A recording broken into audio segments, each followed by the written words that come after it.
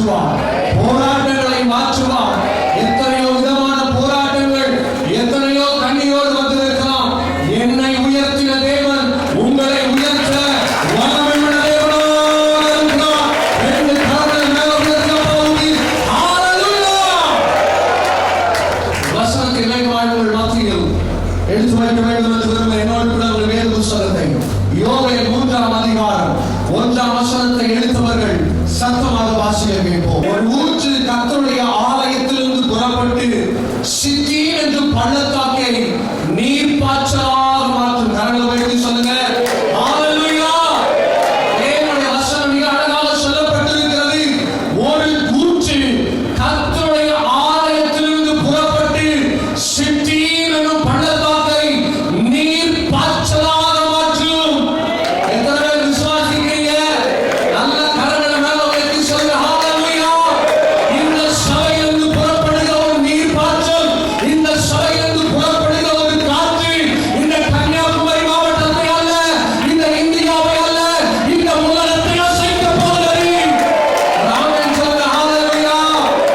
UPC சபையில புறப்படுகிற காற்றமா உங்க பிள்ளைகளை கர்த்தர் எப்படி மாற்ற போகிறாரு தெரியுமா? வறண்ட பாலைவனத்தை போல அல்ல, நீர் பாய்ச்சல் உள்ள ஒரு தேசமாக கர்த்தர் அபிஷேகம் பண்ண போகிறார். இது சத்தமா தான் சொல்றேன். விசுவாசத்தோடு சொல்லுங்க ஹalleluya. ஒருவேளை கடந்த வருஷம் 2024 பலவிதமான பாடுகள், பலவிதமான நெருக்கங்கள், பலவிதமான இக்கட்டுகள், எத்தனையோ கண்ணீர்களின் மத்தியிலே இந்த சபைக்குள்ள கடந்து வந்திருக்கலாம். தேவன் தீர்க்க தரிசனமாக இந்த சபைக்கு ஒரு வாக்குத்தத்தத்தை கொடுக்கிறார். இந்த சபையிலிருந்து எழும்புகிற ஒவ்வொரு விசுவாசியும் கர்த்தர் ஆசீர்வதிக்க வல்லமையுள்ளவராக இருக்கிறார். கர்த்தரா சொல்லுங்க ஹalleluya. வசனம் சொல்லியிருக்கிறது. ஏசாயா 58ஆம் அதிகாரம் 11ஆம் வசனம் விதமாக எழுதப்பட்டிருக்கிறது. நீ நீர் பாய்ச்சலான தோட்டத்தை போலவும் வற்றாத நீரூற்றை போலவும் இருப்பாய். நாமே சொல்லுங்க சத்தமா சொல்லுங்க ஹalleluya. ஒரு பழமொழி சொல்லுவாங்க, பணம் இருந்தா சொல்லுங்க. பாட்டி கூட அழகா பேசுறாங்க. நாமே சொல்லுங்க சத்தமா சொல்லுங்க. பணம் இருந்தா கேட்கல. பணம் இருந்தா பணம் என்ன பண்ணும்? வாயப்பழக்கம். இது பழமொழி. ஆனா விசுவாச மொழி என்ன தெரியுமா? தேவனுடைய வசனம் எங்க இருக்கிறதோ செத்து போன சரீரம் உயிரோடு எழும்பும். நாமே சொல்லுங்க ஹalleluya. சபையில தேவன் ஒரு நீரூற்றை வைத்திருக்கிறார். எத்தனை பேர் நம்புறீங்க? சத்தமா சொல்லுங்க ஹalleluya. சபையில எழும்புகிற நீரூற்று, இந்த சபையில புறப்படுகிற நீரூற்று உங்க வாழ்க்கையில துக்கங்களை சந்தோஷமாய் மாற்றும். இந்த சபையில எழும்புகிற நீரூற்று உங்க குடும்ப போராட்டத்தை மாற்றும். இந்த சபையில எழும்புகிற நீரூற்று உங்க வாழ்க்கையில எதிர்காலத்தை ஆசீர்வதிக்கும். நல்ல கரங்களை தட்டி அப்போ நாமத்தை பயன்படுத்துங்க. ரெண்டு கரங்களை சத்தமா தட்டி ஹalleluya. நீர் பாய்ச்சலான தோட்டமாய் கர்த்தர் நம்மை அலங்கரிக்கிறார். வசனம் சொல்லியிருக்கிறது. ஒரு ஊற்று கர்த்தருடைய ஆலயத்திலிருந்து புறப்பட்டு சித்தீம் என்னும் பள்ளத்தாக்கை நீர் பாய்ச்சலாக மாற்றும். ஒருவேளை 2024 கலக்கத்தோடு நீங்க வந்திருக்கலாம். டிசம்பர் மாதம் வரை நீங்க நினைத்து கொண்டு வந்திருக்கலாம். எங்க திரும்பி பார்த்தாலும் பாலைவனங்கள், எங்க திரும்பி பார்த்தாலும் நெருக்கங்கள், பிள்ளைகளுடைய வாழ்க்கையில கண்ணீர், எதிர்காலத்தை குறித்த பயம், என்ன செய்ய போகிறோம், எப்படி தப்பிக்க போகிறோம், என் வாழ்க்கையில மாறுமா, சூழ்நிலை மாறுமா, சுகம் கிடைக்குமா என்று கதறி கொண்டிருக்கலாம். வேத புஸ்தகம் மிக தெளிவாக சொல்கிறது. யார் இந்த சபைக்கு முதலிடத்தை கொடுக்கிறீர்களோ அவர்களை தேவன் உயர்த்த வல்லமை உள்ள தேவனாக இருக்கிறார். ஹalleluya. எதிர்காலத்தை குறித்த பயம். இன்னைக்கு ஜனங்களுக்குள்ள இருக்கிற பிரச்சனை என்ன தெரியுமா? எதிர்காலத்தை குறித்து பயந்து கொண்டிருக்கிறார்கள். 2025 என்னுடைய வாழ்க்கையில எப்படி இருக்குமோ தெரியவில்லையே கதறி கொண்டிருக்கிறார்கள். ஆனால் ஆண்டவர் சொல்லுகிறார் 2024 பாலைவனமாக இருந்திருக்கலாம். ஆனால் 2025 உன் வாழ்க்கையில் சோலைவனமாக மாற்ற இயேசு கிறிஸ்து வல்லமை உள்ளவராக இருக்கிறார். ஒரு நாள் ஒரு பையனுக்கு ஒரு கால் வருது. அப்பா உடைய பெரியப்பா திடீர்னு மறிச்சு போயிட்டார், இறந்து போயிட்டாங்க. ஒரு கால் வருது. கால் வந்தவொடனே இவன் வேகமா ஓடுறான். ஒரு சவப்பட்டி கடைக்கு போறான். இரவு 10 மணி 11 மணி இருக்கும். சவப்பட்டி கடைக்கு போயிட்டு, ஐயா எனக்கு ஒரு சவப்பட்டியை கொடுங்கன்னு வாங்க. வைராகுடிக்கு லாஸ்ட் பஸ் 11 மணிக்கு தான். அதுக்கு மேல பஸ் கிடையாது. ராமே சொல்லுங்க, சட்டமா தான் சொல்லுறேன். நல்லா சிரிச்சுக்கிட்டே சொல்லுங்க. வைராகுடிக்கு கடைசி பஸ் 11 மணிக்கு தான். அதுக்கு மேல பஸ் இல்ல. அதனால இந்த பையன் யோசிக்கிறான், சரி எப்படியாவது பஸ் ஸ்டாண்ட் போயிடுவோம், இந்த சவப்பட்டியை தலையில வச்சுட்டு போயிட்டா பஸ்ஸுக்கு மேல ஏற்றியாவது வைராகுடி இருப்புக்கு கொண்டு வந்ததான்னு யோசிக்கிறான். பஸ் ஸ்டாண்டுக்கு போறான். அங்க இருக்கிற அந்த கண்டக்டர்ஸை பார்த்து கேட்கிறான், ஐயா நான் வைராகுடி இருப்பு போகணும், நீ பஸ் கிடைக்குமா அப்படின்னு கேட்கிறான். அவங்க சொல்றாங்க, இல்லவா கடைசி பஸ் என்ன போயிடுச்சு, போயாச்சு, இனி பஸ் ஒண்ணும் இல்ல, நீ நடந்தா போகணும் அப்படிங்கிறாங்க. சரி பாக்குறான், சரி ஏதாவது லாரி வரும், அந்த லாரியில ஏறி நம்ம வைராகுடி இருப்பு போகலாம் அப்படின்னு யோசிக்கிறான். நடந்து வந்துட்டே இருக்கான். நாகர்கோயிலிருந்து செட்டிக்குளம் வரைக்கும் நடந்தான். நடந்த பிறகு ஒரு லாரி ஒன்று வருது, அழகான லாரி ஒன்று வருது. அந்த லாரிக்கிட்ட லிஃப்ட் கேட்கிறான், ஐயா என்ன இந்த வண்டியில ஏற்றிக்கோங்க அப்படிங்கிறான். அவரு சரி பாவம் எவ்வளவு வந்து சமப்பட்டு வச்சுட்டு இருக்கானே, ஏற்றி ஒண்ணுல ஏறிட்டார். ஏறி பின்னாடி உட்கார்ந்து இருக்கான். அழகான மழை பெய்யுது. நாமே சொல்லுறேன், சத்தமா சொல்லுங்க, ஆதரவையா ஜோரு மழை பெய்யுது. மழை பெய்ஞ்சோட இவன் யோசிக்கிறான், வெளியே உட்கார்ந்துட்டு போனா நான் என்ன பண்ணிடுவேன், நனைஞ்சிருவேன். எங்க உட்காரலாம், பெட்டிக்குள்ள போய் படுத்துவான்னு பெட்டியை மட்டும் உள்ள படுத்துட்டான். வண்டி இப்போ போன பக்கத்துல வருது. போன பக்கத்துல வந்த உடனே என்ன போல 2 பேர் நின்று, ஐயா வைராகுடி இருப்புக்கு போகணும், எனக்கும் வழியா கொடுங்க அப்படின்னு கேட்கிறான். லாரி டிரைவர் பார்த்தாரு, ஏற்கனவே பின்னாடி ஒரு சவப்பட்டி மட்டும் இருக்கான். சரி ஏற்றிக்கணும், ஏற்றிட்டான். பின்னாடி ஜாலியா சந்தோஷமா உட்கார்ந்து இருக்கான். வண்டி அழகா வந்துட்டே இருக்குது, மழை பெஞ்சுட்டே இருக்குது. பெட்டிக்குள்ள இருக்கிறவங்க நல்லா சுகமா இருக்குது. ராமே சொல்லுங்க, சத்தமா சொல்லுங்க, நல்லா சுகமா வண்டியில வந்துட்டு இருக்கான். கொஞ்சம் இந்த கோணம் தாண்டின பிறகு மழைலாம் இன்னும் போச்சு. உள்ள பெட்டிக்குள்ள இருந்தவருக்கு வெற்றி எடுக்க ஆரம்பிக்குது. உள்ள சுட ஆரம்பிக்குது. அவ்வளவு நேரம் நல்ல தக தக தகன்னு இருந்தவனுக்கு இப்ப மழை கொஞ்சம் ஸ்டாப் ஆனவன சூடு உள்ள எழுத ஆரம்பிக்குது. வெளியே இருந்து 2 பேர் பார்த்துட்டாங்கல்ல, பாரு இந்த பெட்டி எப்படி இருக்குது, பெட்டியை கொண்டு வெளியே வச்சிருக்கானே, இந்த பெட்டி என்னெல்லாம் செய்ய போதோ தெரியலையே, உள்ள பேய் இருக்குதா பூதம் இருக்குதா ஆவி இருக்குதா தெரியலையா அப்படின்னு 2 பேரும் பயந்து கிட்டே இருக்கான். உள்ள இருக்கிறவன் என்ன பண்ணா, மெதுவா அந்த பெட்டி ஓடுறான். இந்த பக்கத்துல இருந்தா பாருங்க, பயந்து அடிச்சு போத்துறீங்க. பயம் இன்னைக்கு பல சிலருடைய வாழ்க்கையில தோல்வியை கொடுத்து கொண்டிருக்கிறது. ஆனால் தேவன் சொல்லுகிறார், உனக்கு பயம் உள்ள ஆவி ஏற்படாமல். சொல்லுங்க சத்தமா, இன்னும் சத்தமா சொல்லுங்க, ஹalleluya. அவர் பயம் உள்ள ஆவியை கொடுக்கிற தேவன் அல்ல. 2025 குறித்து பயந்து இருக்கிறீங்களா? 2025 என் பிள்ளைங்க எப்படி இருக்க போறாங்களோ, என் வாழ்க்கை எப்படி இருக்க போகிறதோ பயந்து கொண்டு வார்த்தை கேட்டுக் கொண்டிருக்கலாம். தேவ வசனம் சொல்லியிருக்கிறது, இந்த சபையிலிருந்து புறப்படுகிற வசனம், இந்த சபையிலிருந்து புறப்படுகிற ஆராதனை உங்க வாழ்க்கையின் மரணத்தை செழிப்பாக மாற்றக்கூடும். வேகமாக 2 காரியங்களை உங்கள் மத்தியில் நான் எடுத்து வைக்க வேண்டும் என்று விரும்புகிறேன். ஏன் நம்முடைய வாழ்க்கை வனாந்தரத்தை போல மாறுகிறது? ஏன் நம்முடைய வாழ்க்கை வனாந்தரமாய் மாறுகிறது? 2வது சொல்ல போறேன், வனாந்தரத்தை எப்படி நீரூற்றாக மாற்ற போகிறது. எத்தனை பேர் கேட்க வாங்கையா இருக்கிறீங்க? ஒரு ஆமை சொல்லுங்க, சத்தமா சொல்லுங்க, ஹalleluya. 2 காரியத்தை உங்கள் மத்தியில் வேகமாக எடுத்து வைக்க வேண்டும் என்று விரும்புகிறேன். என்னோடு கூட உங்கள் வேத புஸ்தகங்களை என்னாகும் 25ஆம் அதிகாரம் 1ஆம் வசனத்தை வாசிக்க கேட்போம்.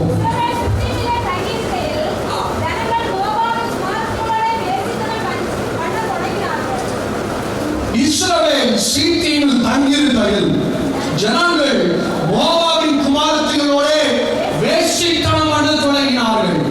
நிறைய வாழ்க்கை வறண்டு போயிருக்கிறது, குடும்பம் வறண்டு போயிருக்கிறது, வாழ்க்கை வறண்டு போயிருக்கிறது, பிரச்சனைகள் நடுவே நடந்து கொண்டிருக்கிறார். காரணம் என்ன தெரியுமா?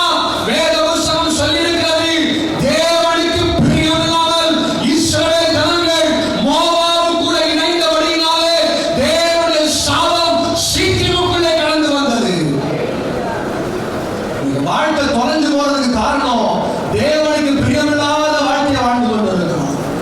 அன்னைக்கு வாழ்க்கை சிதைந்து போறதுக்கு காரணம் தேவன் விருப்பப்படாத வாழ்க்கை வாழ்ந்து கொண்டிருக்கிறோம். ஆண்டவருடைய கட்டளைகளுக்கு கீழ்ப்படியாமல் வாழும் பொழுது வாழ்க்கையில் தோல்வி வருகிறது. எல்லா நீர் வரும்பொழுதும் வசனத்தை எடுக்கிறோம், தேவனுடைய சமூகத்தில் உட்கார்ந்து சொல்ற ஆண்டவரே இனி இந்த பாவத்தை என் வாழ்க்கையில செய்ய மாட்டேன். எத்தனை பேர் சொல்லியிருக்கீங்க? நான் ஒரு 1000 நடக்கான கூட சொல்லியிருக்கேன். வராமல் சொல்லுங்க, சத்தமா சொல்லுங்க, இன்னும் சத்தமா சொல்லுங்க. நியூ இயருக்கு வந்து உட்கார்ந்துச்சு புது வருஷத்துல கால் எடுத்து வைக்கிறதுக்கு முன்னாடி ஆண்டவரை பார்த்து சொல்லுவோம், ஆண்டவரே இனிமே இந்த பாவத்தை என் வாழ்க்கையில நான் செய்ய போறதில்ல. ஒரு வாரம் நல்லா இருக்கும், ஒரு வாரம் ரொம்ப அழகா நடப்பாங்க. 2வது வாரம் 10 மணிக்கு ஆராதனைனா 11:30 வந்து உட்கார்ந்துட்டு சோத்திர ஆண்டவரே சோத்திர ஆண்டவரே அப்படிமா. ஆண்டவர் எப்படிமா உங்களை உயர்த்த முடியும்? இன்னைக்கு தேவன் உங்களிடத்துல பிரியப்படுகிற ஒரு காரியம் என்ன தெரியுமா? தேவன் உங்களிடத்துல விரும்புகிற காரியம் என்ன தெரியுமா? யாரு தேவனுடைய கட்டளைகளுக்கு கீழ்ப்படி நடக்கிறார்களோ அவருடைய வாழ்க்கையில சித்தின் பள்ளத்தாக்கி நீரூற்றாக மாற்ற வல்லமையுள்ள தேவனாக இருக்கிறார். 2 கரங்களை தட்டி அவருடைய நாமத்தை மகிமைப்படுத்துவோம். ஹல்லேலூயா. சபையில கர்த்தர் ஆசீர்வாதம் வைத்திருக்கிறார். சபையில நல்ல ஒரு ஆராதனை கர்த்தர் வைத்திருக்கிறார். நல்ல ஒரு ஊழியக்காரரை கர்த்தர் கொடுத்திருக்கிறார். உங்களுக்காக ஜெபிக்கிற நல்ல தேவ பிள்ளைகளை கர்த்தர் கொடுத்திருக்கிறார். நீங்க செய்ய வேண்டிய ஒரே ஒரு காரியம் தேவனுடைய சமூகத்தில் உட்கார்ந்து ஆண்டவரே நீர் விருப்பப்படுகிற வாழ்க்கையை நாங்கள் வாழ்வோம். இஸ்ரவேலை போல மோவாபுக்குள்ளே நாங்கள் இசைந்து எங்க வாழ்க்கையை கெடுக்க மாட்டோம்ப்பா, உமக்கு பிரியமுள்ள வாழ்க்கையை வாழ்வோம் சொல்லி பாருங்க. இப்பொழுது இருக்கிற நிலைமையை காட்டிலும் உங்களை உயர்த்த ஆவியானவர் வல்லமையுள்ளவராக இருக்கிறார். ஹல்லேலூயா. சத்தமா சொல்லுங்க ஹல்லேலூயா. மோசே இஸ்ரவேல் ஜனங்களை கானானுக்கு நேராக அழைத்து கொண்டு வர வேண்டும். வரும்பொழுது இஸ்ரவேல் ஜனங்கள் கேட்கிறாங்கப்பா, உன்னை நம்பி வந்து இந்த பிள்ளைகளுக்கு தண்ணி கூட கொடுக்க முடியாது, உன்னை நம்பி வந்து பிள்ளைகளுக்கு சாப்பாடு இல்லை, எகிப்துல அடிமையா இருந்தாலும் கூட நாங்க புஷ்டியா இருந்திருப்போமே, 3 வேளை கஞ்சியாவது குடிச்சிருப்போமே, தண்ணியாவது கிடைத்திருக்குமே, இப்படி ஒரு செங்கடலுக்கு முன்பதாக எங்களை கொண்டு நிப்பாட்டி விட்டுருக்கிறியே மோசையை பார்த்து கேட்கிறாங்க. மோசே ஆண்டவர்கிட்ட அழுறாரு, ஆண்டவரே நான் என்ன செய்யணும், என்ன பண்ணணும்ப்பா, கைட் மீ, என்னை வழிநடத்துன்னு கேட்கிறான்.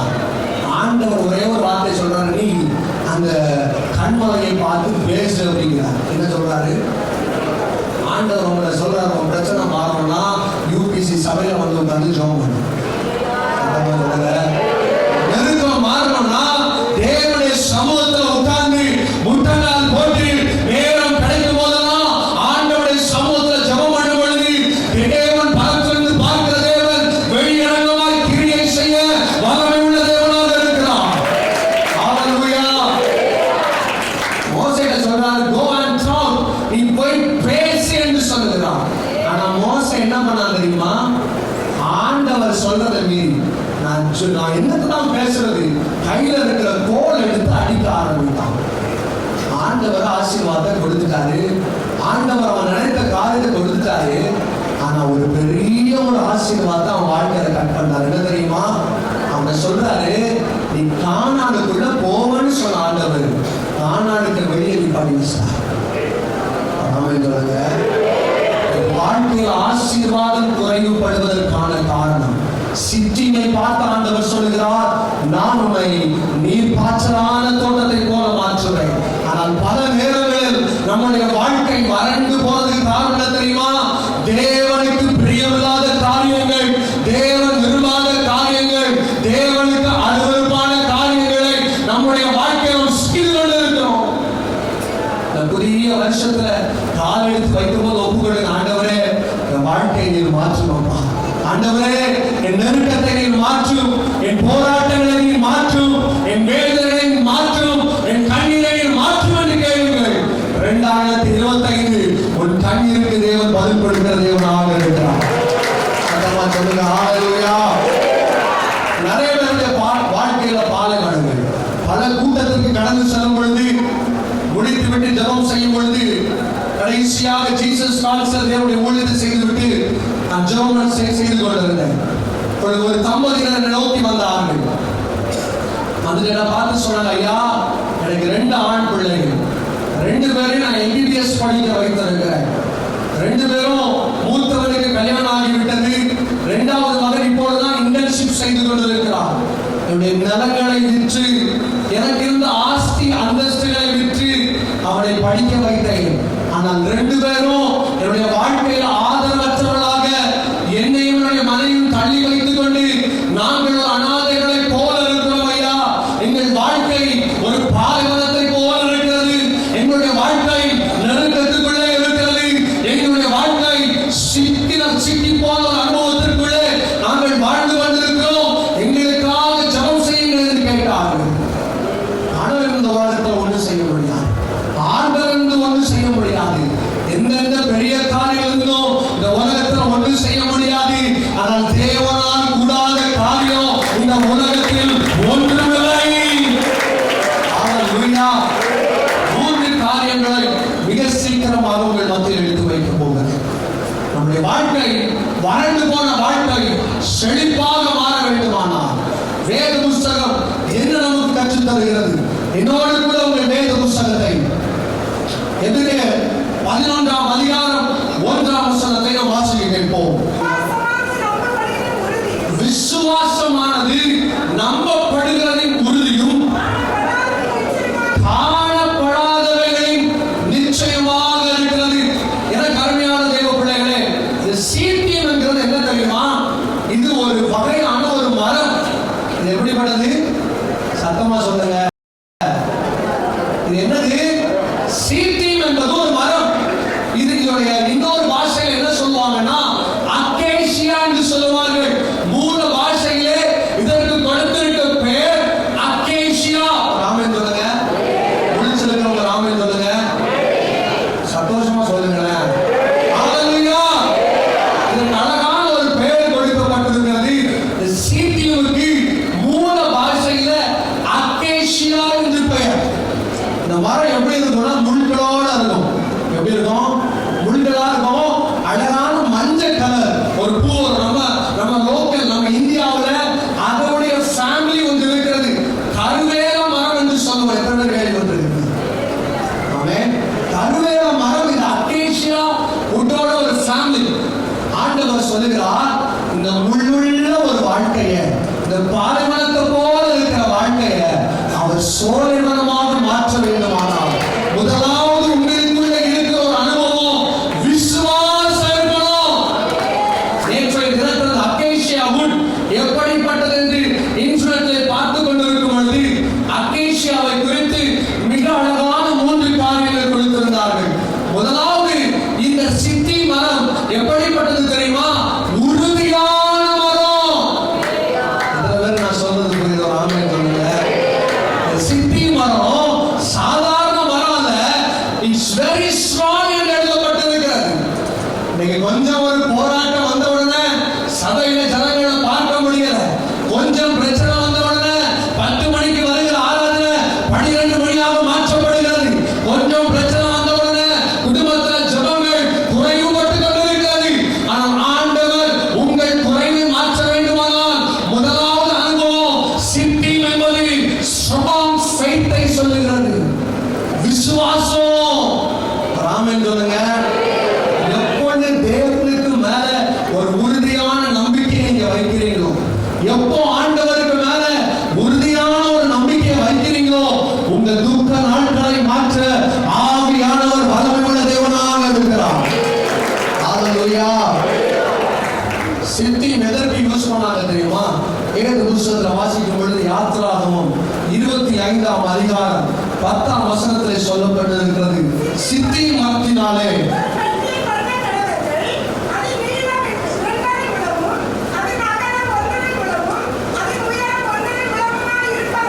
சத்தமா சொல்லுங்க. ஹல்லேலூயா. சீத்தி மரத்தை எதுக்கு யூஸ் பண்ணிருக்காங்க தெரியுமா? தள்ளப்பட்ட சீத்தின் தான், நொறுக்கப்பட்ட சீத்தின் தான், முள்ளுகளுடைய சீத்தின் தான். ஆனால் ஆண்டவர் தன்னுடைய உடன்படிக்கை பெட்டியை செய்ய இந்த மரத்தை கர்த்தர் உருவாக்குகிற தேவனாக இருக்கிறார். சத்தமா சொல்லுங்க. ஆண்டவர் உங்களை உருவாக்குறோம்னா, ஆண்டவர் உங்க வாழ்க்கையில் அற்புதத்தை செய்யறோம்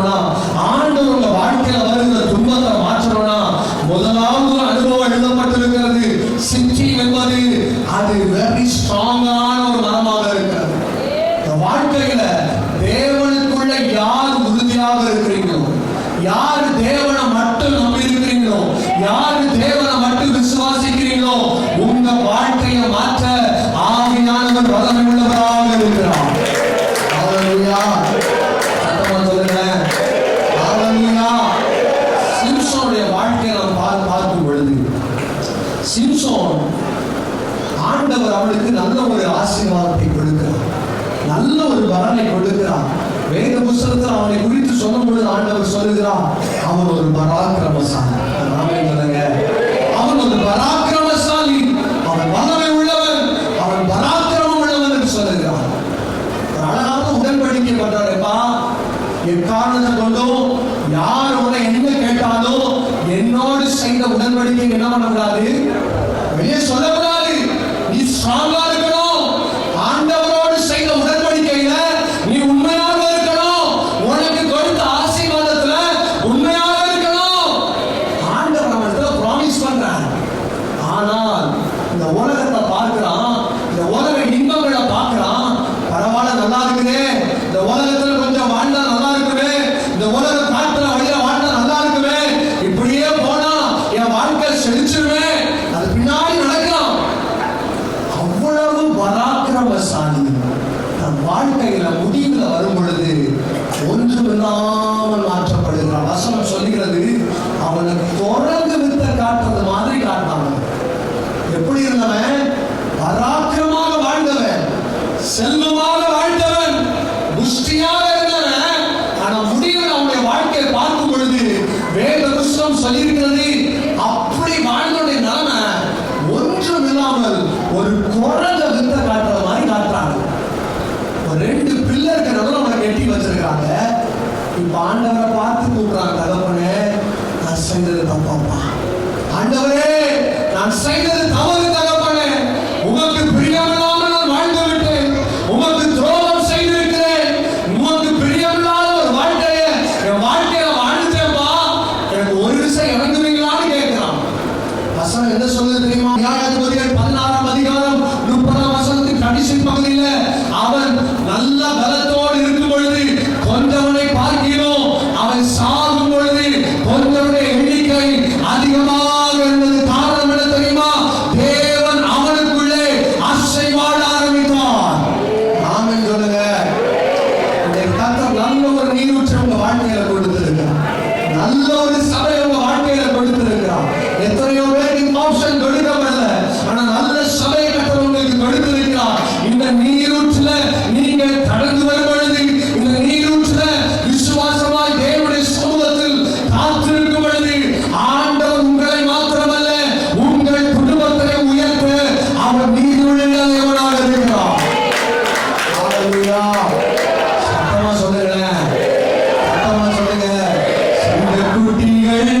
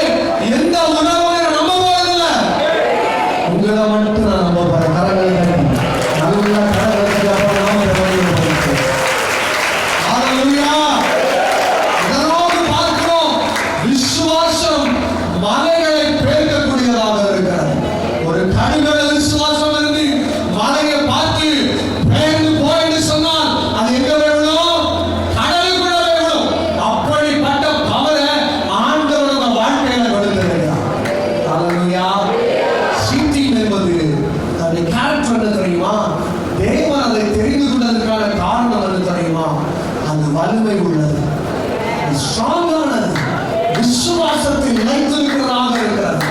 அவரை பார்ப்போம், இன்னைக்கு ஜெர்மனி பார்ப்பாங்க. ஆண்டவரே இந்த வாரத்துல என் வாழ்க்கையில் அற்புதம் நடக்கும். ஒரு வாரம் ஓடியும் நடக்காது, அடுத்த வாரம் மறுபடியும் வருவாங்க. ஆண்டவரே வர வாரம் நடந்துடாதா, 2வது வாரம் நடக்காது, 3வது வாரம் வருவாங்க, 4வது வாரம் பார்க்கவே முடியாது.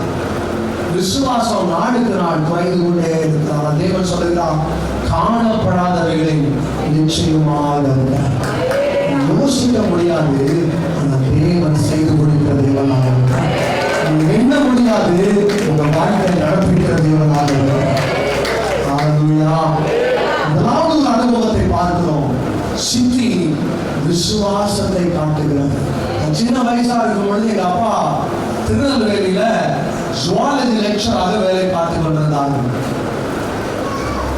கர்த்தருடைய ஊழியத்தை செய்வதற்காக அந்த வேலையெல்லாம் விட்டுட்டு முழு நேரமாக கர்த்தருடைய ஊழியத்தை செய்யும்படியாக நாகர்கோயிலுக்குள்ள கடந்து வந்தார்கள். அந்த டைம்ல எங்களுக்கு நண்பர்கள் என்று யாரும் இல்லை, சொந்தம் என்று சொல்லிக்கொள்ள யாரும் இல்லை. ஏனென்றால் எங்க அப்பா சிஎஸ்ஐ பாரம்பரியத்தில் வளர்ந்தவர்கள்.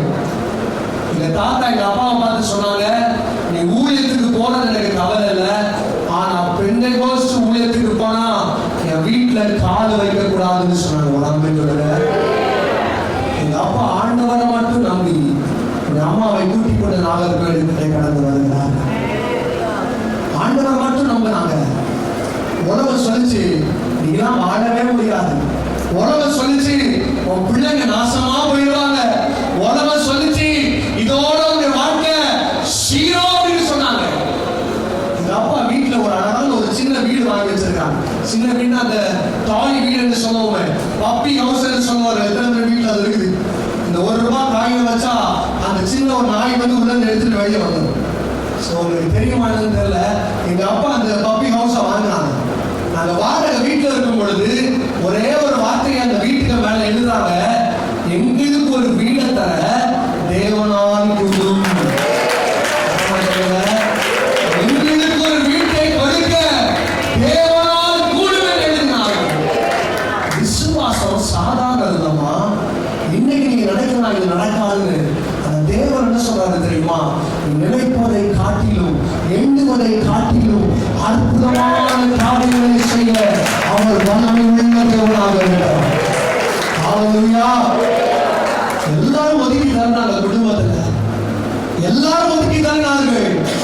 எங்க அப்பா இந்த உலகத்துல இல்ல, அந்த வீடு எங்களுடைய வீட்டு ஷோகேஸ் உள்ள வைத்திருக்கிறோம்.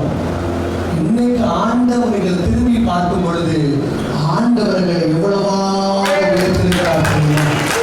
பிள்ளைகளை கர்த்தர் ஆசீர்வதித்திருக்கிறார். பிள்ளைகளின் பிள்ளைகளை கர்த்தர் ஆசீர்வதித்திருக்கிறார். நினைத்த காரியத்தை விசுவாசத்தினால் எங்கள் வாழ்க்கையில தேவன் கொடுத்திருப்பாரானால் உங்கள் வாழ்க்கையில் அற்புதங்களை செய்ய ஆவியானவர் வல்லமையுள்ள தேவனாக இருக்கிறார். ஹல்லேலூயா. அன்னைக்கு எங்களுக்குள்ள இருந்த விசுவாசத்தை பார்க்கும் பொழுது உலக சிரிச்சாங்க. என்னடா பொட்டி வீடை வாங்கி வச்சிருக்கான், விளையாட்டு வீட்டை வாங்கி வச்சுட்டு மேல எழுதி வச்சிருக்கானே, நீங்க பைத்தியக்காரன்னு பார்த்தாங்க. எந்த குடும்பம் நீங்க பைத்தியக்காரன்னு பார்த்துச்சோ அவர்களுக்கு முன்பதாக நம்முடைய தலையை உயர்த்த ஆவியானவர் வல்லமை உள்ளவராக இருக்கிறார். ஹல்லேலூயா. வாழ்க்கையின் எதிர்காலத்தை குறித்து கவலையோடு உட்கார்ந்திருக்கிறோம். ஆண்டவரை நம்புங்க, ஆண்டவரை விசுவாசிங்க. ஆண்டவருக்கு மேல முழுமையான நம்பிக்கையை வைக்கும் பொழுது உங்க சிறை இருப்பை உடைக்க தேவன் வல்லமை உள்ளவராக இருக்கிறார். ஹல்லேலூயா. இரண்டாவதாக ஒரு காரியத்திற்குள்ளே கடந்து செல்ல வேண்டும் என்று விரும்புகிறேன். சீத்தி மரம் எப்படிப்பட்டது தெரியுமா? கூகுள்ல டைப் பண்ணும் பொழுது அதனுடைய குணாதிசயங்களை பார்க்கும் பொழுது இரண்டாவதாக ஒரு குணாதிசயம் கொடுத்திருந்தது. என்ன கொடுத்திருந்தார்கள்? உலகத்தின் அழிவிலிருந்து தன்னை பாதுகாத்துக் கொள்ளுகிற ஒரு மரமாக இருக்கிறது. என்ன மரம் அது? சாதாரண உட்டு இருக்குதுன்னு வச்சுக்கோங்களேன், அந்த மேல தண்ணி பட்டுச்சுன்னா என்ன ஆகும்? என்ன ஆகும்? ஒரு மரத்துக்கு மேல ஒரு தண்ணி படுதுன்னா கொஞ்ச நாள் என்ன பண்ணிடும்? நாசமா கெட்டு போயிடும். ஆனா அந்த சீத்தி மரத்துக்கு ஒரு கேரக்டர் இருக்குது. எவ்வளவு தண்ணி பட்டாலும் இந்த சீத்தி மரம் கெட்டு போகும்.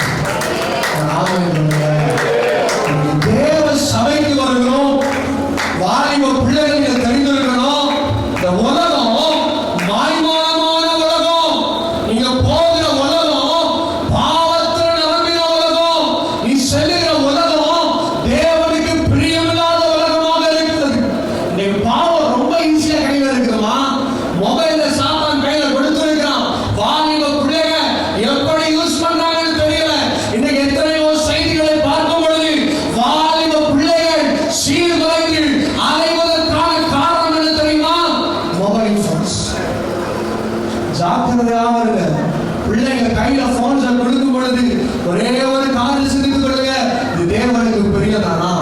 இது தேவனுக்கு பிரியமான காரியம் தானா? இன்னைக்கு தேவைதான், மொபைல் போன் வாழ்க்கையில தேவைதான். ஆனா பெற்றோர்கள் நீங்க ஜாக்கிரதையா இருக்க வேண்டிய காலத்துல வாழ்ந்து கொண்டிருக்கிறோம். அல்லேலூயா. எத்தனையோ குடும்பங்களம்மா நிறைய இடத்துல ஜெபம் பண்ண போயிருக்கேன். இதுவரை கர்த்தருடைய கிருபையினால சில நாடுகளுக்கு கர்த்தருடைய ஊழியத்திற்கும் சென்றிருக்கிறேன். நான் பார்க்கிற இடங்களெல்லாம் சில பெற்றோரை பார்த்து சொல்ற காரியம் என்ன தெரியுமா? பிரதர், என்னுடைய பிள்ளை நாசமா போயிருக்கிறான், மதுபானத்திற்கு அடிமையாக்கப்பட்டிருக்கிறான்.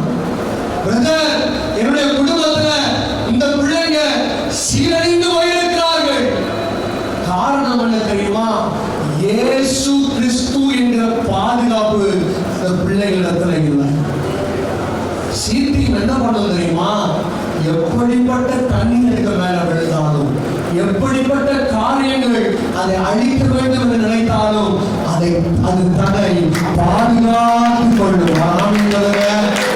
அல்லேலூயா. இரண்டாவது தேவனுடைய பிள்ளைகள் அறிந்திருக்க வேண்டிய காரியம், சங்கீதம் 19ஆம் அதிகாரம் 12ஆம் வசனம் என்னவாக சொல்லி இருக்கிறது?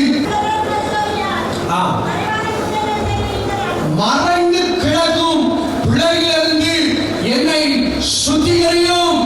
சங்கீதக்காரன் ரொம்ப அழகா சொல்ற, ஆண்டவரே, நான் பாவம் உள்ளவனப்பா, நான் உங்களுக்கு பிரியமில்லாத வாழ்க்கையை வாழ்கிறோம் தான். ஆனா நீங்க என்ன பண்ணுங்க? பரிசுத்தப்படுத்துங்க. பரிசுத்தம் எங்க வந்து பெற்றுக்கொள்ள முடியும் தெரியுமா? தேவனுடைய ஆராதனை மட்டும்தான். ஒவ்வொரு வாரமும் தேவனுடைய சபையில வந்து உட்கார்ந்து, ஆண்டவரே, அடுத்த வாரம் முழுசும் இந்த உலகத்துல நான் சுத்த போகிறேன். ஆண்டவரே, அடுத்த வாரம் முழுவதும் அடுத்த ஞாயிற்றுக்கிழமை வந்த வரைக்கும் என் பிள்ளைங்க இந்த உலகத்துல அலைந்து திரிகிறார்கள், நீங்க தான் பாதுகாக்கணும். அமைந்துள்ள ஆண்டவரை பார்த்து கேட்கிறது, தகப்பனே, எந்த பாவத்தில் சாத்தான் எப்படி உங்களை தள்ளிவிடலாம், எப்படி பாவத்தில் தள்ளிவிடலாம் என்று வகை தேடி கொண்டிருக்கிறான். ஒரு சின்ன கேப் கொடுத்துட்டீங்கன்னு வச்சுக்கோங்க, ஒரு ஞாயிற்றுக்கிழமை ஆராதனை, ஒரு ஆண்கள் சங்க ஆராதனை தானே, ஒரு பெண்கள் கூட்டம் தானே, ஒரே ஒரு உபவாச கூட்டம் தானே, இதை விட்டுட்டா வாழ்க்கை என்ன வந்துடும்? வாழ்க்கை தலைகீழா மாறிடுவாமா? ஆசீர்வாதத்தை தவிர வாழ்க்கை தலைகீழாக மாறதுக்கு காரணம் என்ன தெரியுமா? தேவனுடைய சபையை விட்டு, தேவனுடைய ஆராதனை விட்டு உலகத்திற்கு பின்பதால் யார் ஓடுகிறீர்களோ உங்க வாழ்க்கையில் ஆண்டவர் தோல்வியை விடுகிறார். சாபமா நினைக்க வேண்டாம். சாபம் சொல்றதுக்காக வரல, ஆசீர்வாதமுள்ள வார்த்தையை ஆசீர்வாதத்தை கொடுக்கும்படியா வந்திருக்கிறேன். உங்க வாழ்க்கையில குறைவுகளை கற்று சந்தோஷமாக மாற்றணும். சொல்லுங்க, அல்லேலூயா. சின்ன கேப் கூட சாத்தானுக்கு கொடுக்க வேண்டாம்.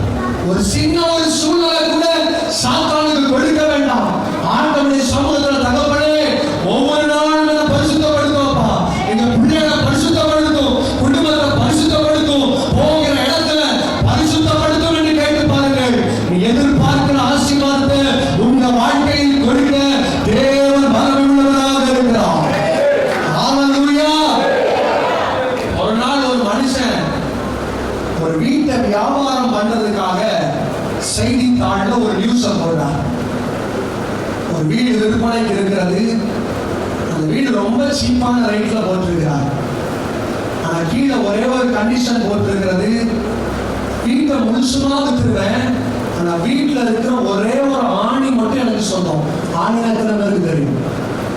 கையெழுதான் காட்டுங்க. கொஞ்சம் நீங்க பாக்குறத பார்த்தா கையை அப்படியே பொழுகிட்டு போயிடுவான் போல இருக்கு. அப்படிதான் இருக்கு. ஒரு ஆமன் சொல்லுங்க.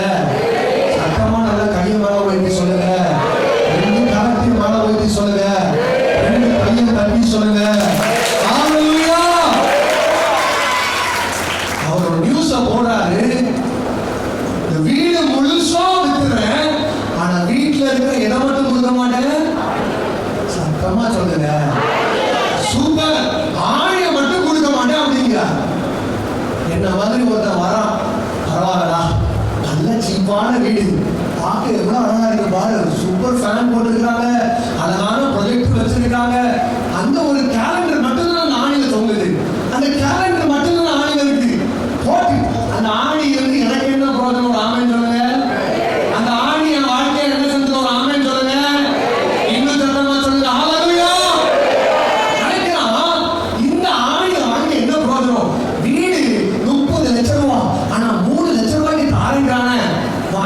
வந்து அக்ரிமெண்ட்ல போடுறாங்க. அக்ரிமெண்ட்ல ரொம்ப அழகா எழுதுறாங்க, இந்த வீடு முழுவதும் இவனுக்கு சொந்தம், ஆனா ஆணி மட்டும் யாருக்கு சொந்தம்? அவனுக்கு சொந்தம். சூப்பரா எழுதிட்டாங்க.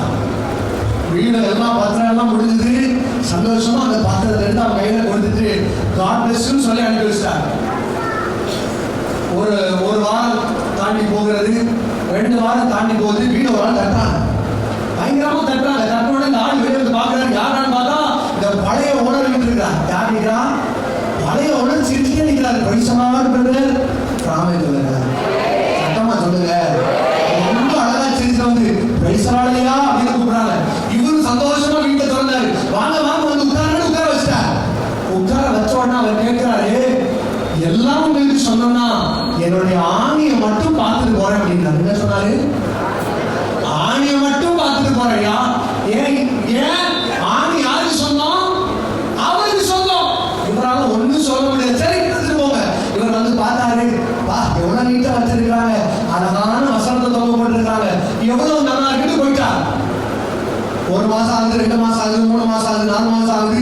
5வது மாசத்துல மறுபடியும் ஒரு கதவு தட்டுற சத்தம் கேட்குது. தொடர்ந்து பார்க்கிறாரு. மறுபடியும் நம்ம ஆளு, ஐயா பேசலாம், ஐயா ஐயா சோதரம் அப்படின்னாரு. இவரு சந்தோஷமா வீட்டை திறந்து உள்ள வாங்க உட்கார வைத்து நல்ல டீ பழங்கள் எல்லாம் கொடுத்து, வீடு இருக்கு, ரொம்ப அழகா பெயிண்ட் பண்ணிருக்கீங்க, நல்லா அழகா லைட்டிங் எல்லாம் போட்டிருக்கீங்க, ரொம்ப அழகா இருக்கு. என்னுடைய ஆணி எங்களுக்கு கேட்டார். கூட்டிட்டு போனாரு, காட்டி விட்டாரு. பாருங்கயா ரொம்ப அழகா வச்சிருக்கோம், ரொம்ப பத்திரமா வச்சிருக்கோம், எவ்வளவு நீட்டா இருக்குது பாருங்க. இது கூட்டு போயிட்டார். அவரும் பார்த்துட்டு போயிட்டார். 2 வாரம் கழிச்சு மறுபடியும் வந்தாரு. அதே வீட்டை தட்டினாரு. பிரைஸ் சொல்லலாமான்னு சொல்லி உள்ள போனாரு. ஆனா இன்னைக்கு வரும்போது ஆள் வித்தியாசமா வந்தார். ஒரு ஆமென் சொல்லுங்க. கையில ஒரு பைய தூக்கிட்டு வந்தார். ஹல்லேலூயா. கையில பைய தூக்கிட்டு வந்தவர் அந்த ஆளை பார்த்து சொன்னாரு, என் ஆணி எங்கன்னு கேட்டார். அவர் காட்டி கொடுத்தார். அண்ணாரு ஆணி அப்படின்னாரு. இவர் அந்த பையன் தொங்க வச்சாரு. இவரால ஒரு கொஸ்டின் கேட்க முடியல. ஒரு ஆமென் சொல்லுங்க, சத்தமா சொல்லுங்க. ஏன் கேட்க முடியல? அந்த ஆணி யாருக்கு சொந்தம்? அவனுக்கு சொந்தம். தொங்க வச்சுட்டு போயிட்டார். வீட்டுல 2 நாளுக்கு அப்புறம் ஒரு நாத்தம் வர ஆரம்பிச்சு. எங்க இருந்துடா இந்த நாத்தம் வருது? இவர் வீடெல்லாம் தேடுறாரு. பீரோ தொடர்ந்து பார்க்கிறாரு. எலி செத்து போயிருக்கிறா, இல்லனா வேற எதுவும் பெரிய பூச்சா பெருசாயி, இல்லனா பூனை செத்து போயிருக்கா, வீடு கொடுத்தாரு. எங்க தேடி கிடைக்கல. கடைசியில பார்த்தா எங்க இருந்து நாத்தம் வருதுன்னு பார்த்தா ஆசாமி பிரைஸ் எல்லாம் போட்டு வீட்டுக்கு வந்து அழகா தொங்க வச்சுட்டு போயிட்டான். ஆமென் சொல்லுங்களேன். உள்ள கெட்டு போன கருவாடு வந்து போயிட்டான். ஆமென் சொல்லுங்க. இன்னைக்கு உங்க வாழ்க்கையில சாத்தானுக்கு இடத்தை கொடுத்து கொண்டு இருக்கிறார். இதுதானே இது என் வாழ்க்கையில பிரச்சனை இல்ல, அதுதானே அது என் வாழ்க்கையில பிரச்சனை இல்ல. இது செஞ்சா என்ன ஆயிட போகுது, இது பண்ணா என் வாழ்க்கை என்ன மாறிட போகுது. ஒரு சாதாரண ஒரு செத்தை தைலக்காரனுடைய தைலத்தை நாசமாக்குமே, ஆனால் ஒரு சின்ன பாவம் வாழ்க்கையில ஆசீர்வாதத்தை தடை செய்யும். கர்த்தர் ஒரு ஆசீர்வாதம் வச்சிருக்க என்ன தெரியுமா? பாலைவனத்தை சோழவனமாக மாற்றும். நொறுக்கப்பட்ட இருதயத்தை தேற்றுவேன், கலங்கி போன இருதயத்திற்கு சமாதானத்தை கொடுப்பேன். நம்ம ஆண்டவர் பார்த்து சொல்ற, ஆண்டவரே ஒரே ஒரு சண்டை சொல்லிருந்தப்பா, ஒரே ஒரு ஜெப கூட்டம், ஒரே ஒரு உபவாச கூட்டம்ப்பா, இன்னைக்கு ஒரு நாள் விட்டுற வாழ்க்கையில பொருத்தனை பண்ணுங்க. ஆண்டவரே அடுத்த வருஷத்துல வரப்போற 2025ல யூபிசி சபை அங்கத்தினராக இருக்கிற நான் எந்த கூட்டத்தை நான் விட்டு போறது? சத்தமா சொல்லுங்க. விசுவாசிக்கிறவங்க மட்டும் சொல்லுங்க ஹல்லேலூயா. இன்னும் சத்தமா சொல்லுங்க ஹல்லேலூயா. சபையில் விசுவாசியாக இருக்கிற நான் எத்தனை பிரச்சனை வந்தாலும், எத்தனை நெருக்கம் வந்தாலும், என் வாழ்க்கையில் கண்ணீர் வந்தாலும் சபைக்கு வருவதை நான் விரும்ப மாட்டேன். ஹல்லேலூயா. யார் இந்த உடன்படிக்கையில தேவனோடு கூட பொருத்தனை பண்றீங்களோ 2025 உங்க வாழ்க்கையில் ஆசீர்வாதமாக மாறும். ஹல்லேலூயா. நல்லா செஞ்சுட்டு சொல்லுங்க ஹல்லேலூயா. பக்கத்துல இருக்கிற 2 தட்டு தட்டி சொல்லுங்க, கர்த்தர் 2025 ஆசீர்வாதமா மாற்ற போறார். ஹல்லேலூயா. தட்டி சொல்லுங்க, 2025 விசேஷம் ஆசீர்வதிக்க போகிறேன்.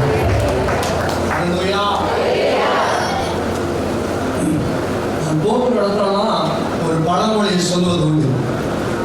ஊராம் பிள்ளைய ஊட்டி வளர்த்தா, இதை மட்டும் கரெக்டா சொல்லுங்க, ஒரு தப்பு இல்லாம அழகா வாய் அசைத்து ஊராம் பிள்ளைய ஊட்டி வளர்த்தா தாமிழ்ல தானா வளரும்.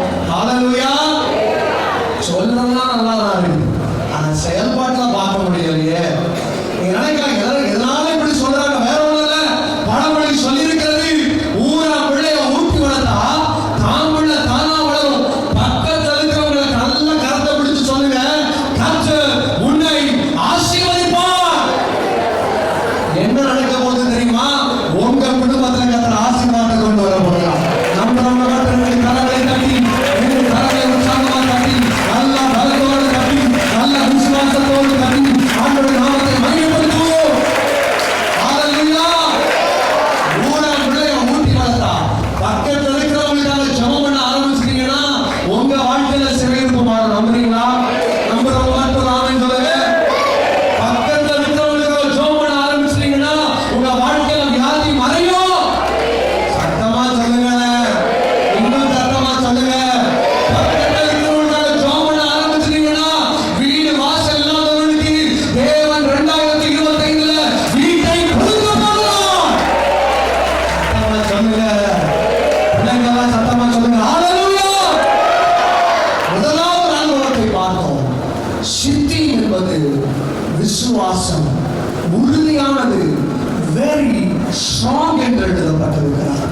நீங்களும் தேவனுக்குள்ள விசுவாசத்தோடு இருக்கணும்.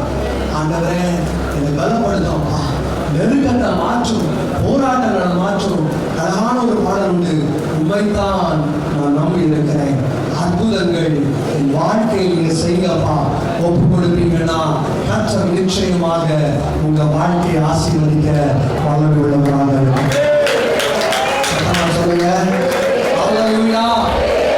இரண்டாவது ஒரு காரியத்தை பார்த்தோம். சித்தி மரத்தை குறித்து பார்க்கும் பொழுது ரொம்ப அழகான அவருடைய கேரக்டரை குறித்து சொல்லப்பட்டிருக்கிறது. It protects itself from the destruction of the world. இந்த உலகத்தில் வருகிற போராட்டங்களிலிருந்து, இந்த உலகத்தில் இருக்கிற பாவத்திலிருந்து, இந்த உலகத்தில் இருக்கிற பலவிதமான போராட்டங்களிலிருந்து அது தன்னை காத்துக் கொள்கிறது போல நீங்களும் உங்க வாழ்க்கையை பாதுகாப்பாக பரிசுத்தமாக வைத்திருக்கும் பொழுது எத்தனை இன்னல்கள் வந்தாலும் கரங்களை தட்டி சொல்லுங்க, எத்தனை போராட்டங்கள் வந்தாலும், எத்தனை பிரச்சனைகள் வந்தாலும் தேவன் உங்களை தப்புவிக்க வல்லமை உள்ள தேவனாக இருக்கிறார். ஹல்லேலூயா. மூன்றாவதாக ஒரே ஒரு காரியத்தை மாத்திரம் சொல்லி நான் ஜெபம் செய்து முடிக்க வேண்டும் என்று விரும்புகிறேன். மூன்றாவது, இந்த சீத்தி மரம், இந்த அக்கேசியா wood என்று சொல்வார்கள், அதனுடைய குணாதிசயம் என்ன தெரியுமா? ஆங்கிலத்தில் எழுதப்பட்டிருக்கிறது டென்ஸ் என்று எழுதப்பட்டிருக்கிறது. தமிழத்துக்கு மீனிங் என்ன தெரியுமா? மொழிபெயர்ப்பு அடர்த்தியான என்று சொல்லப்பட்டிருக்கிறது. ஹல்லேலூயா. மூன்றாவது அனுபவம் வேத புத்தகத்தில் வாசிக்கும் பொழுது யாக்கோபு 4ஆம் அதிகாரம் 8ஆம் வசனத்தில் எழுதப்பட்டிருக்கிறது. தேவனிடத்தில் சேருங்கள், அப்பொழுது அவர் உங்களிடத்தில் சேர்வார். ஹல்லேலூயா.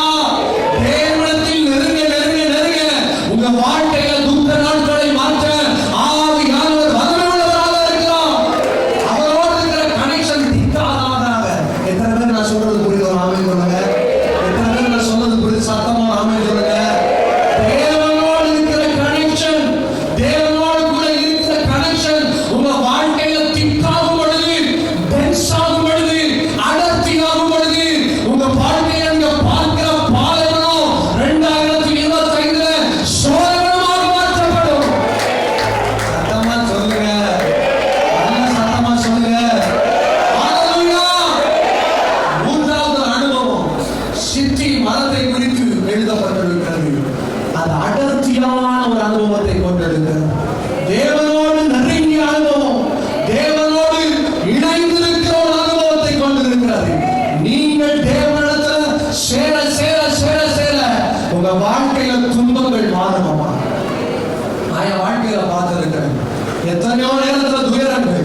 எத்தனையோ நேரத்தில் பாடுகள், எத்தனையோ நேரத்தில் பிரச்சனைகள், எத்தனையோ நேரத்தில் கட்டுகள்.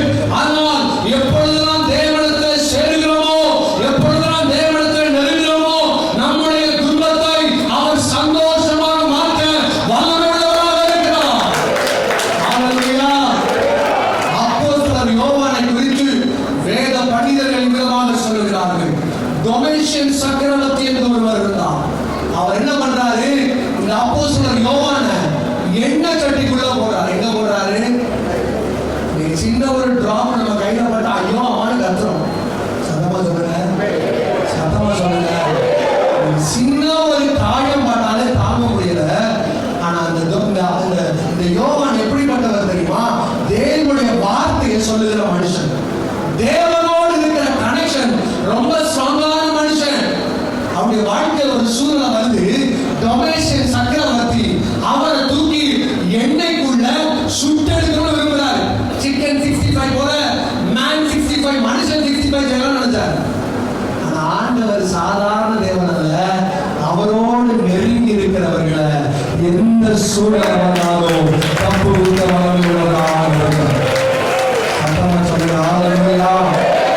டொமேஷியன் சக்கரவர்த்தி தூக்கி உள்ள போட்டான். ஆனா நடந்த காரியம் என்ன தெரியுமா? அந்த எண்ணெய் சட்டிக்குள்ள எண்ணெய் கொதிச்சுட்டு இருக்கும் பொழுது அப்போஸ்தலர் யோவான் சொல்கிறாரு, என்னை உயிரோடு வைக்க என் தேவன் போதுமானவராக இருக்கிறார். என்னை காப்பாற்ற என் இயேசு வல்லமையுள்ளவராக இருக்கிறார். என்னுடைய வாழ்க்கை உயிர் பற்றி எழுத வேண்டும். இந்த சூழ்நிலை மாறணும்னா 3 காரியங்களை சொல்லியிருக்கேன். என்னமா சொல்லியிருக்கிறேன்? அது என்னதான் கேட்குறீங்க? நாங்க இங்க கேட்போம், அப்படியே வீட்டுக்கு மறந்துடுவோம். ஆமே சொல்லுறேன். அதுக்கும் ஆட்கள் கர்த்தர் ஆசீர்வதிப்பார். ஹல்லேலூயா. சத்தமா சொல்லுங்க, ஹல்லேலூயா. 3 காரியத்தை ஹார்லிக்ஸ் பூஸ்டர் விடவும் குவாலிட்டியான சாப்பாடு கொடுத்துருக்கோம். ஆமே சொல்லுங்க. எத்தனை பேர் நான் சொல்றது விளங்குது? வழியில சொல்றேன். பிரியாணியை விடவும் நல்ல சாப்பாடு. இப்ப சொல்லுங்க, என்னெல்லாம் சொல்லி கொடுத்தேன்? கர்த்தர் ஆசீர்வதிக்கணும். முதலாவது காரியத்தை பார்க்கிறோம். சீட்டிங் என்பது விசுவாசத்தை காட்டுகிறது. தேவன் மேல இருக்கிற நம்பிக்கை வைக்கும் பொழுது வசனம் சொல்லுகிறது, ஒரு ஊற்று இந்த ஆலயத்திலிருந்து யூபிசி ஆலயத்திலிருந்து புறப்படும் பொழுது அது சீட்டிங் பள்ளத்தாக்கை நீர்த்தார மாற்றும். கரங்களை ஆமை சொல்லுங்க, நல்ல கரங்களை சொல்லுங்க. இந்த உலகத்திற்குள்ள பாவங்களிலிருந்து விடுபட்டு ஆண்டவரே புதிய மனுஷனாக என்னை மாற்றும், சூழ்நிலை மாற்றும் என்று கேளுங்கள். கர்த்தர் உங்களை விடுவிப்பார். 3வது காரியத்தை பார்க்கிறோம். Connection with God. தேவனோடு கூட இருக்கிற அனுபவம். தேவனுடைய சமூகத்தில் எப்பொழுதுதான் நேரம் கிடைக்குதோ, நான் இந்த சபைக்கு வந்திருக்கிறேன். சபையுடைய கதவை எப்போ இப்படிதான் இருக்கும், திறந்தா இருக்கும். 24 மணி நேரமும் எப்போ வேண்டுமானாலும் நீங்க வந்து உட்கார்ந்து ஜெபம் பண்ணலாம். சத்தமா சொல்லுங்க, ஹல்லேலூயா. சபை நீரூற்றுக்குள்ளே நீங்கள் கடந்து வரும் பொழுது, உலகத்திலே கடந்து போகும் பொழுது, உங்க வாழ்க்கையில் பாலைவனத்தை கர்த்தர் நீர் பாய்ச்சலான தோட்டத்தை போலவும் வற்றாத நீரூற்றை போல கர்த்தர் மாற்றுவார். 3வதாக பார்க்கிறோம், தேவனோடு கூட இருக்கிற ஐக்கியம். யோபுக்கு இருந்துச்சு, பிரச்சனை வந்துச்சு, போராட்டம் வந்துச்சு, கண்ணீர் வந்துச்சு, நெருக்கம் வந்துச்சு. ஆனா யோபு சொல்றான், நான் என் தேவனை விட்டு கொடுப்பது. அவர் என்ன உயர்த்துவார். அவர் என்ன நேசிக்கிற தேவனாக இருக்கிறார். எந்த சூழ்நிலையும் அவர் என்னை கைவிட மாட்டாரு. மனுஷன் கைவிட்டாலும் பரவாயில்ல, உலகம் கைவிட்டாலும் பரவாயில்ல, நான் ஆராதிக்கிற தேவன் என்னை கைவிட மாட்டாரு. அவர் உண்மை உள்ளவர், அவர் சர்வ வல்லமை உள்ளவர். நடந்த காரியங்கள் தெரியுமா? வசனம் சொல்கிறது, நீங்கள் இப்பொழுது இருக்கிற நன்மை காட்டினோம் இரட்டத்தனையால் தேவன் உங்களை உயர்த்துவார். ஹல்லேலூயா. சத்தமா சொல்லுங்க, ஹல்லேலூயா. உள்ளுள்ள இடங்களிலே என்னை கேட்கின்றார்.